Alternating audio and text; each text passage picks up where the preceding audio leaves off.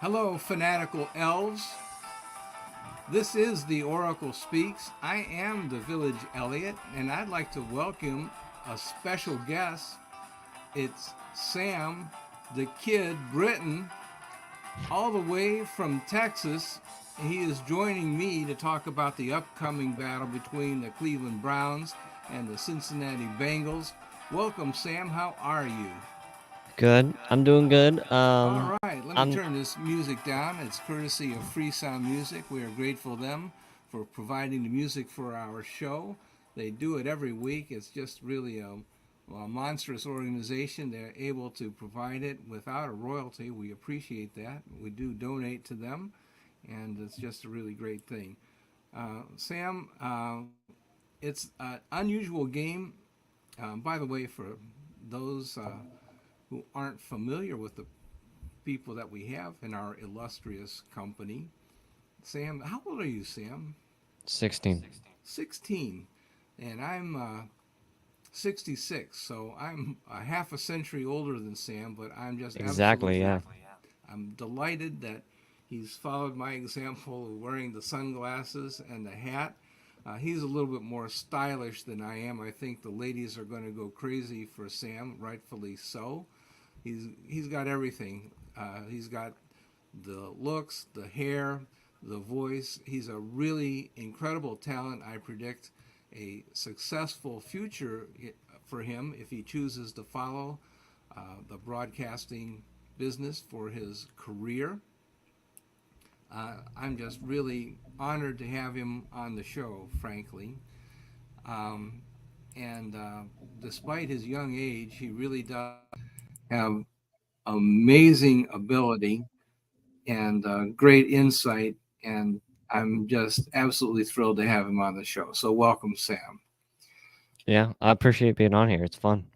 It's Yeah, pretty it's cool to fun. be on here. This is something that we share. It's a generational thing from the old generation to the young generation. Football is something that we share and pass from one generation to the next. It's kind of like COVID. Everybody can catch it.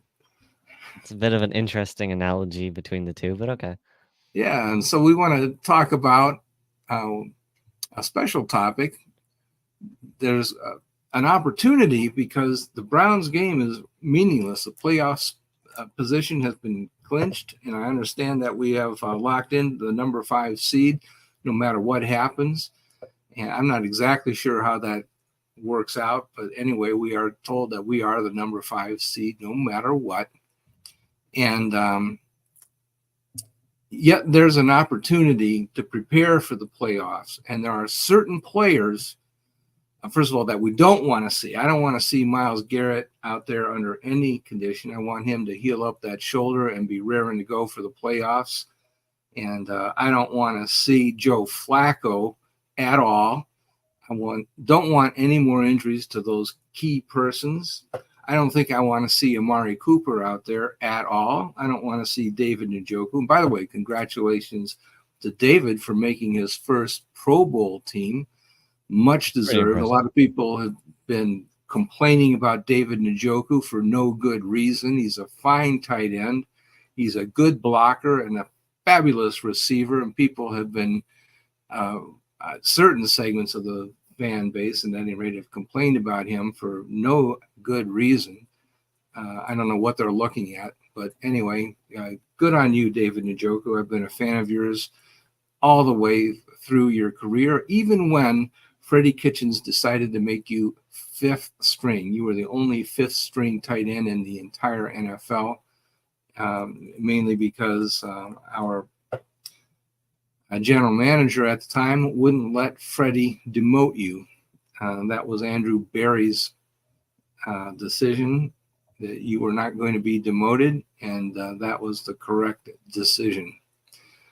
All right, so we do have some players that we would like to highlight, Sam and me. And if you're ready, Sam, I'm going to switch to PowerPoint. Yeah, And you can go on there. You're good. yeah, okay, give me just a second here. It always takes me a while to push the buttons because us old guys are not that super fantastic at speed. Yeah. Kids can do this really fast. Old guys, not so much. All right, here's my PowerPoint. Share. And now I want to go to the PowerPoint itself and share from the beginning. And here's the guy, Sam, that I want to see really most of all, that we've not had the opportunity to see really the entire season. He's been the backup um, behind behind Ford, the number two guy, or between Kareem Hunt and Jerome Ford. Pierre Strong has put up pretty decent numbers in limited appearances, and yet he's got a lot of potential, I think. Uh, and he's also been injured a little bit. He had a bum hamstring for a while, but he's all healed up, and this is his opportunity to start. What do you think about Pierre Strong? I like him. I think he's the third stringer because Kareem Hunt usually is above him. But I do believe that he'll do a pretty decent job today, or I guess in 2 days, but whatever.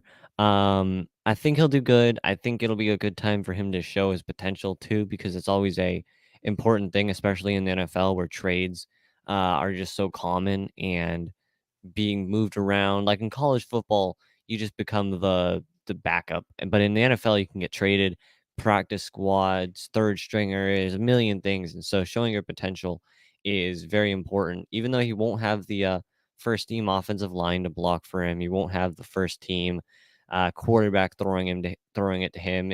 He'll still shine. And I think it'll be an important game for him and for just the whole Browns organization in general, now that he has had a chance to show his potential and show that he actually probably can be a pretty decent number two and maybe even number one running back for this team eventually.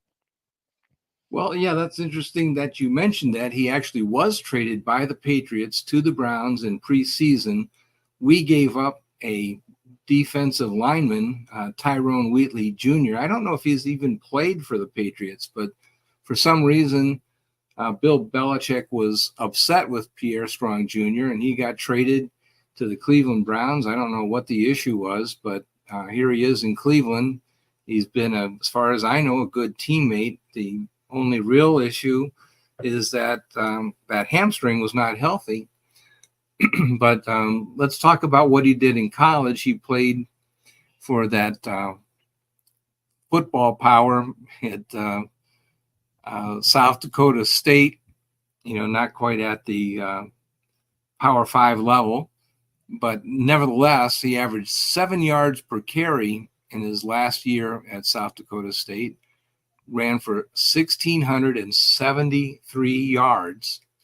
He ran a 4.37 at the 40-yard dash at the combine. I believe it was a combine, not a pro day, if I'm not mistaken. And he was a fourth-round pick by the Patriots. What the heck? In 2 years in the NFL, some at New England and also with the Browns, he's got 5.5 yards per carry. That's not bad. 4.6 with the Browns. What the heck? He's also caught 12 balls at 14 targets. And with the Browns, he's been 5 of 7. So he has done okay out of the backfield. He hasn't done anything wrong. He's not screwed up. So he deserves a chance. And this is the right game where you can experiment with a guy that's looked good, but really has not, how shall I say, had the opportunity. The circumstances have not warranted him getting that big opportunity, because Jerome Ford has really met or exceeded all expectations. And Kareem Hunt is the guy in short yardage.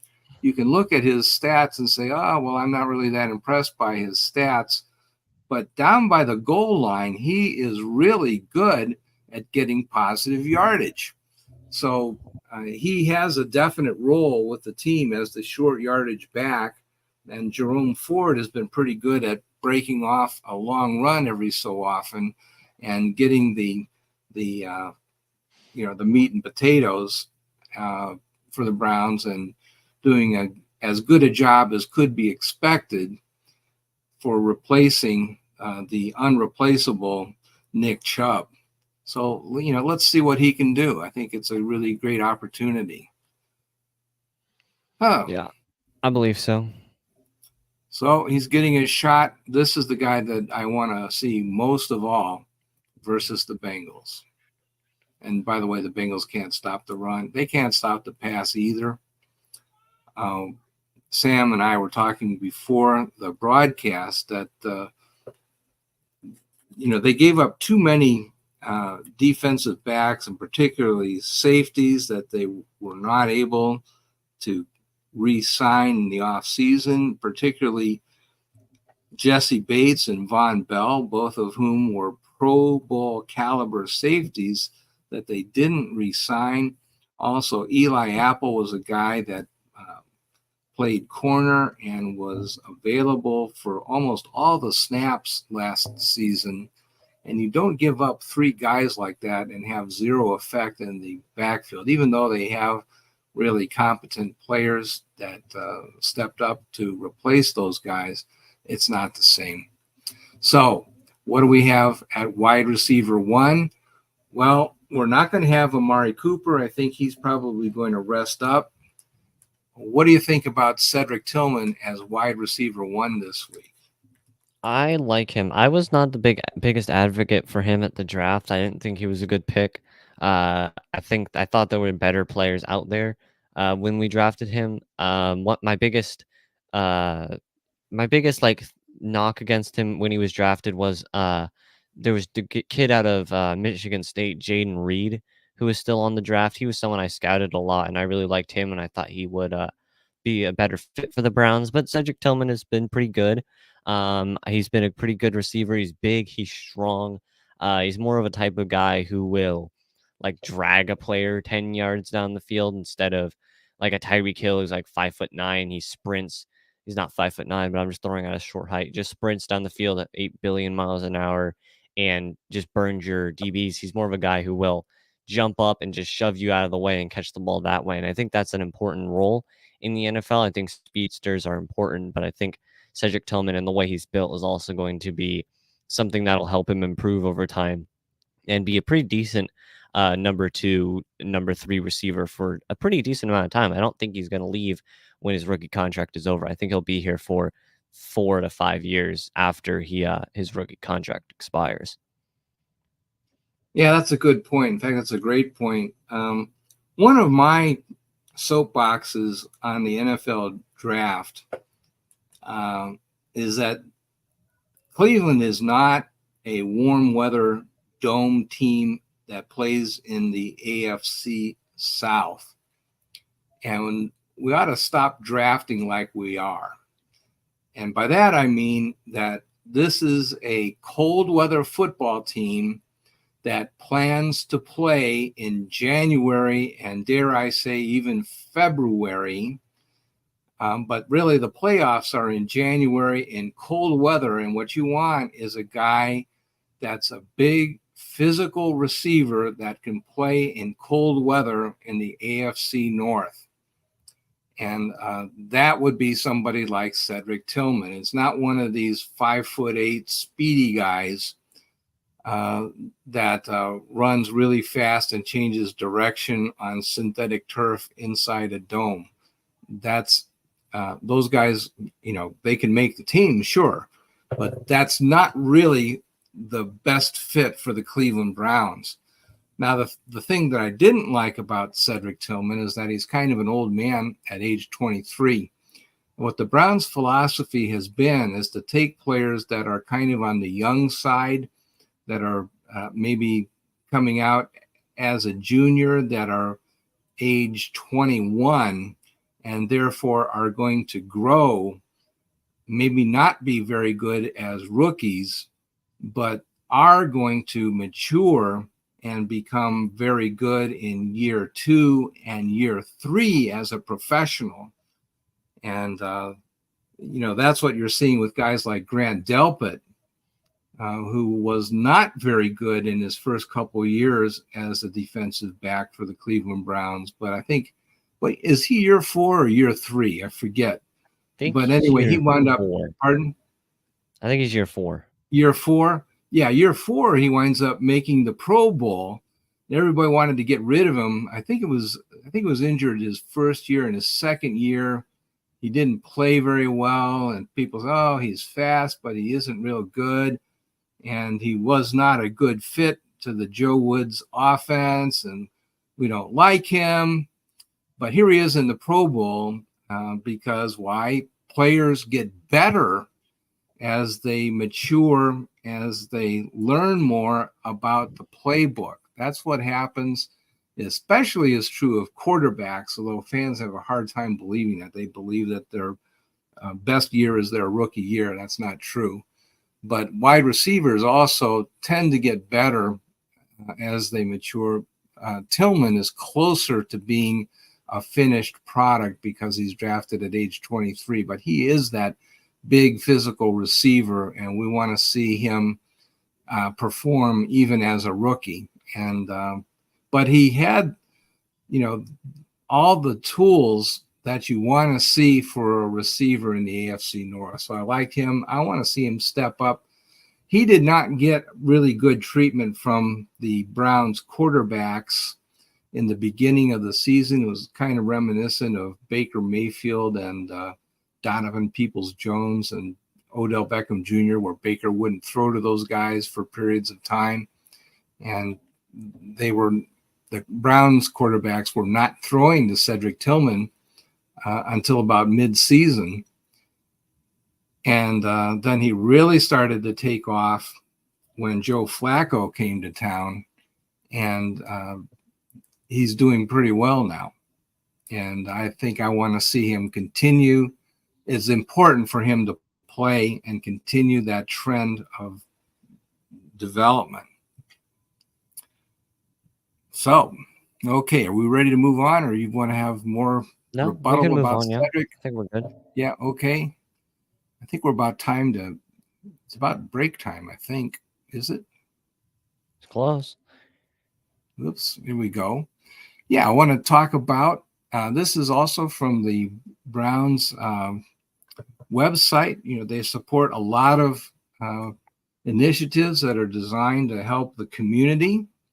This one is called the CL3 Alliance, and it's undertaken with the help of the Cleveland Cavaliers and the Cleveland Guardians, the basketball and baseball teams, respectively. And it's centered on voting, law enforcement, and education. Hashtag all for Cleveland.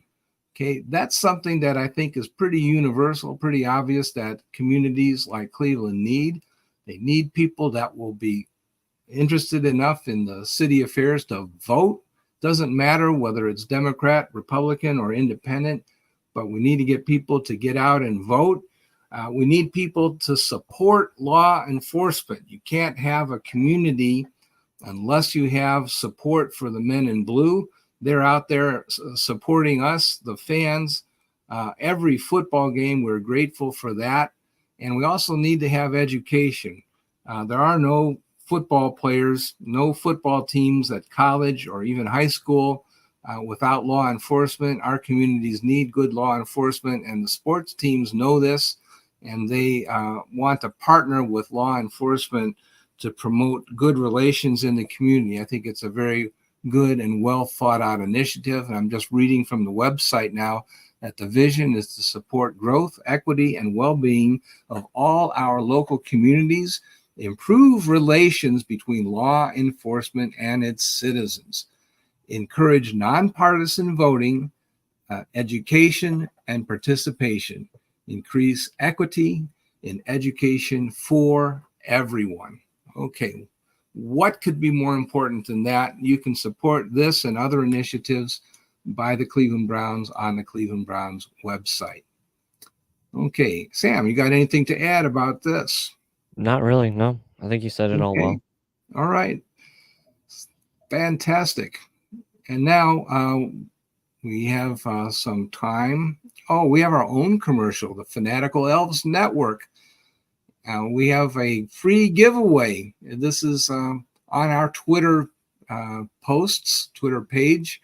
Browns fans, we have a free giveaway to the HTTPS hashtag backslash, I should say, macpackdesign.com. And we are giving away free one of their sweatshirts celebrating the 2023 playoffs. Playoffs, you bet, playoffs, and it's free. And just follow us and repost, and you could win one of these sweatshirts. How about that? So that's all you got to do. All you got to do, and we will. When are we announcing that? It's going to be announced on one of our podcasts, and it'll be posted on Twitter. Act quickly. All right, we're ready for our commercial break. Johnny Cleveland is helping to find additional sponsorship, and we're grateful for all the fan support we've been getting. I'm told it's been up 30% in just the past few weeks. Thank you, fans, for supporting us, and thank you, sponsors, for allowing us to appear on so many platforms. And I'll pause for a 5-second break.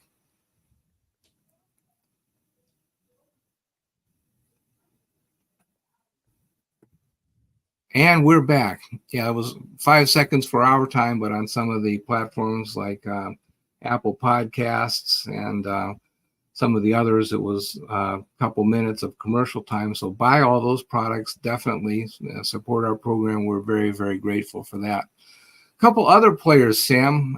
What do you think about this guy? Yeah, I'm excited about him. He definitely is a pretty good player. He's growing, Okay, and I think you got to read it because remember, not everybody has video. yeah, it says that he's a undrafted free agent from West Florida. Who?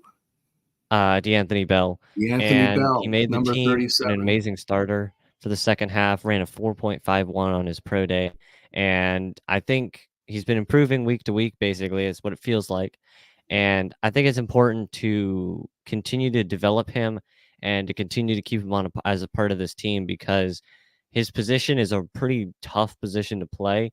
It's also a hard position to find a true, raw, significant talent in that position that'll stick with your team for 5-10 years.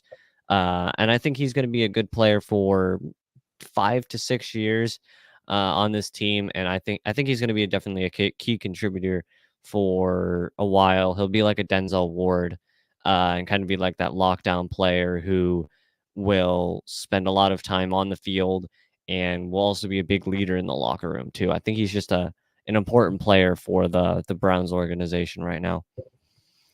Yes, absolutely. He's been a tremendous find for the Cleveland Browns, an undrafted free agent from West Florida. I don't even know where West Florida is, to be honest. And probably West Florida, I'm just going to guess. Yeah, but I mean, I don't know what city. I don't know anything about that team.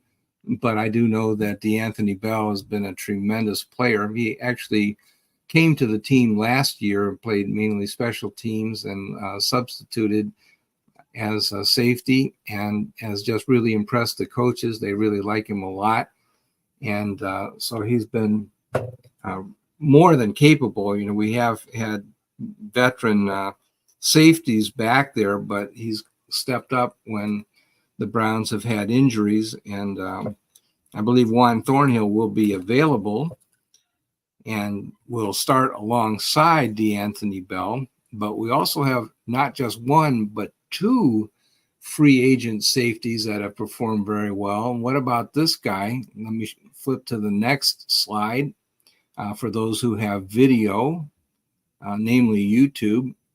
How about Ronnie Hickman from another school that is possibly a little bit better known than West Florida? What about the Ohio State University? How did anybody miss this guy, Ronnie Hickman, another undrafted free agent? And what do you know about Ronnie Hickman? He's pretty good. I like his. Apparently, according to PFF, he was a 92.6 in week 17, which was the highest the the NFL had. He's been improving every single week for the past season. I think he's just an important player. Once again, just another player who is in a tough position to find true talent in. And a lot of the things I said about the Anthony Bell is applicable to Hickman, and I think he's just going to be a good player for years to come. And will people? I don't think he'll be a as good as the Anthony Bell. I think he's going to be good, but I don't think he'll be as good. But I think on either side of the ball, or on either side of the field, actually, those two players will be a deadly combo for covering the next 6 to 7 years worth of receivers who play the Browns. Yeah, yeah, that's absolutely true. That if the Browns are unable for whatever reason to field a veteran at the position, say, "Oh, great, the Browns are forced to play a rookie."